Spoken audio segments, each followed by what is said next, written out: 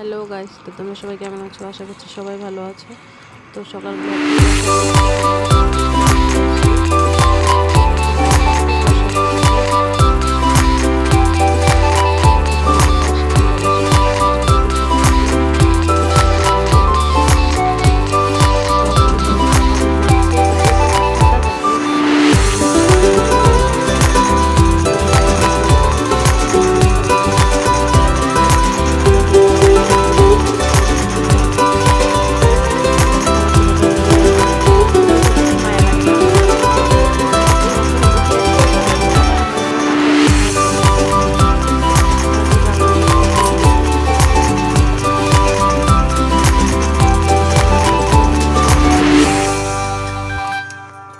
দেখো বাইরে কত কুয়াশা, একটু একটু রোদ আসছে ঘরের মধ্যে।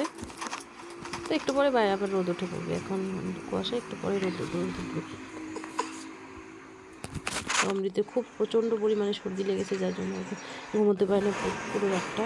তো বাইরে দেখো, এখন দেখো ঘরের অবস্থাটা কী অবস্থা, সব গোছাতে হবে এগুলো। তো বাবু রাত্রেবেলা পড়িয়েছিলাম, বইগুলো সব এখানে রেখে গেছি, গোছাতে হবে। কে পড়াশোনা করে, কে বই